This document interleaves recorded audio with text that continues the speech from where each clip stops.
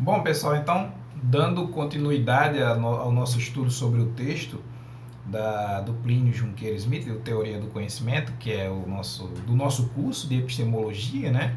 Teoria do Conhecimento, esse título do texto, nada mais é do que a epistemologia, tá? É outra palavra, é outro título para dizer a mesma coisa. Teoria do Conhecimento, filosofia da ciência, epistemologia, ambos são sinônimos, a gente pode encarar como sendo sinônimos, certo? Então vamos continuar a nossa aula. Na aula passada a gente viu que existem várias formas de entender a verdade, né? Lembra que ele falou que existem várias formas de entender o conhecimento? E aí propôs a teoria dele, de alguns filósofos de que o conhecimento é uma crença verdadeira justificada. Pronto, pois então existem várias formas de entender também a palavra verdade, o que seria a verdade. Então, uma das formas seria compreender a verdade como sendo uma correspondência entre o que o homem diz e o que as coisas de fato são, essa capacidade que o homem teria, esse poder de dizer realmente as coisas, né? Então a linguagem nossa, ela tem esse poder, né? Teria esse poder. E a outra forma seria uma visão coerentista, em que haveriam várias formas de verdade, e que essas formas, cada uma delas, ela só precisa não entrar em contradição com o que ela afirma. Só precisa fazer sentido e então ela será considerada verdadeira. Aí ele vai mostrar uma terceira forma de entender a verdade, que é a verdade como trazendo utilidade, benefício. Ele coloca no texto assim: é tudo aquilo que ajuda a sobreviver no mundo. Seria a visão pragmatista da verdade, pragmática, né? Então seria uma verdade em que a pessoa tem uma crença e de fato aquela crença ajuda ela a viver, ajuda ela a pensar. Toda vez que ela tem um problema, ela vai até aquela crença e resolve o problema facilmente, se acalma, tem um aspecto emocional, né, nessa visão de verdade pragmatista, e um aspecto o aspecto maior mesmo, que engloba também esse aspecto emocional, é o aspecto da utilidade. Uma crença, ela é verdadeira se ela traz algo de útil para a sua vida. Se traz, e não importa essa utilidade, ela não vai importar, tá? Ela pode ser, como eu disse, simplesmente emocional, de dar sentido para que a pessoa possa continuar indo. E já é uma forma de utilidade, mas também pode ser de um ponto de vista técnico mesmo, assim, no sentido de que a pessoa crê que pode resolver os problemas de uma dada maneira, e aquela crença que ele tem, vamos pensar lá na ciência, uma forma de ciência aí, né? Ou mesmo do senso comum. Pense em uma pessoa que pesca, né? E aí ele tem várias técnicas que foram passadas pelo pai dele. Aliás, esse seria um bom exemplo para a gente entender. Veja bem, existe essa diferença entre ciência e senso comum, que às vezes se coloca, né? Aquele saber do povo e aquele saber mais especializado, certo? E às vezes você é verdadeiro, não é verdadeiro, qual que é falso, o senso comum seria falso. Na visão pragmática da verdade, ambos são verdadeiros. Por isso que é uma forma de relativismo. Os dois são verdadeiros. Por quê? Porque é verdadeiro tudo aquilo que é útil, que resolve os nossos problemas no mundo.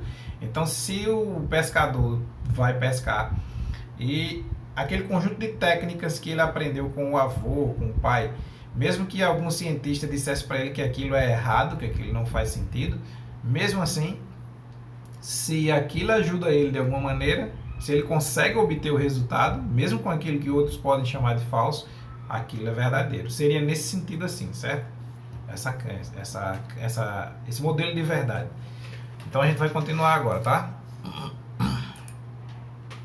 Aqui não. Tá aqui o texto.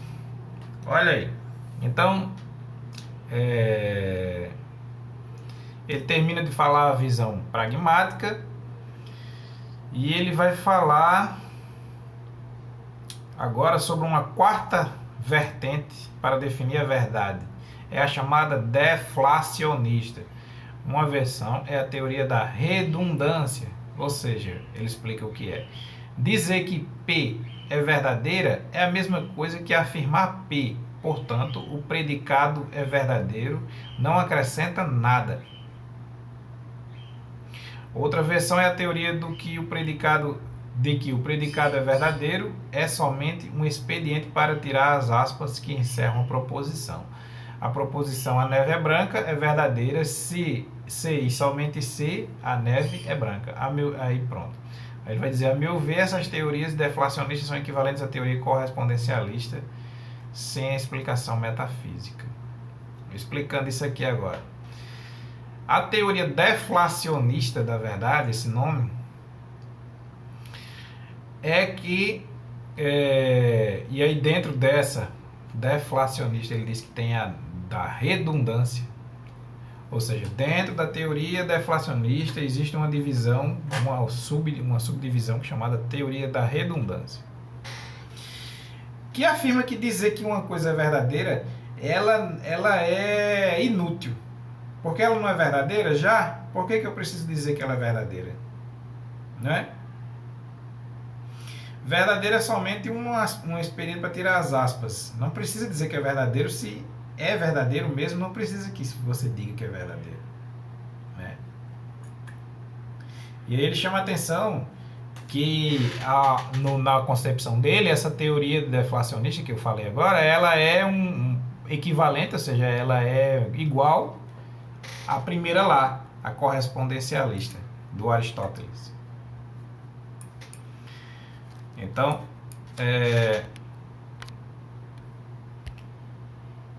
então é o seguinte, como é que a gente vai entender isso? Assim, deixa eu dizer para vocês.